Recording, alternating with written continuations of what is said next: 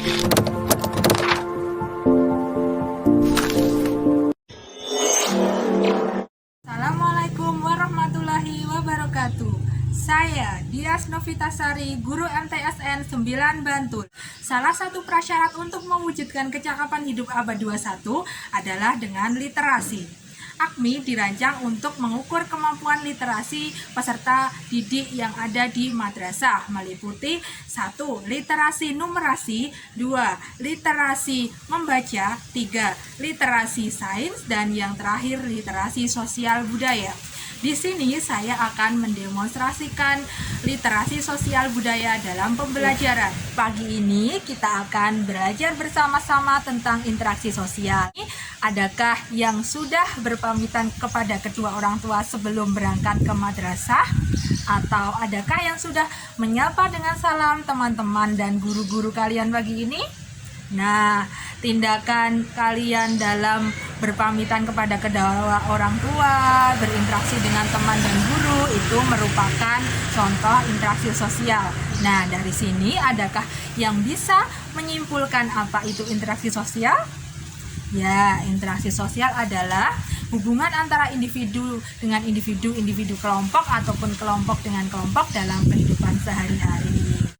Proses sosial asosiatif dibagi menjadi 3 jenis, yaitu kerjasama, akomodasi, dan asimilasi.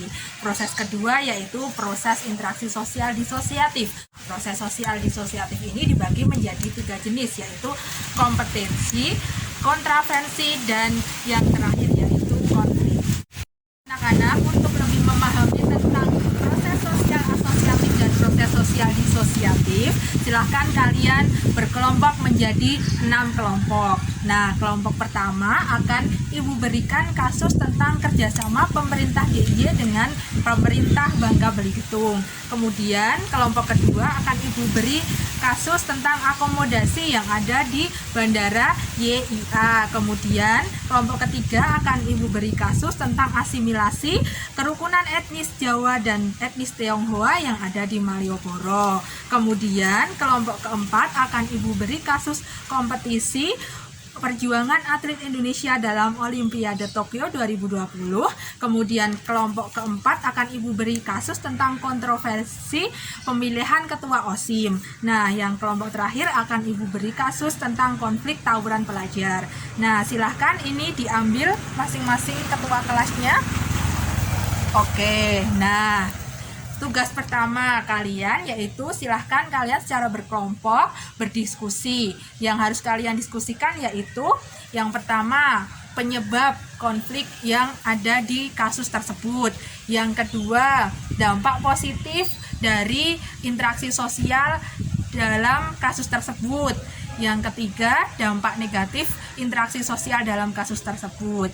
Nah, nanti setelah kalian selesai berdiskusi, silahkan satu dari kelompok asosiatif dan satu dari kelompok disosiatif maju ke depan untuk mempresentasikan hasil diskusi kalian. Terima kasih kepada kelompok asosiatif dan disosiatif yang telah mempresentasikan hasil diskusi kalian. Selanjutnya, mari kita tarik kesimpulan pada pembelajaran pagi ini. Nah, silahkan salah satu kelompok untuk menarik kesimpulan dari pembelajaran kita pagi ini. Ya, siapa? Ya, tepat sekali.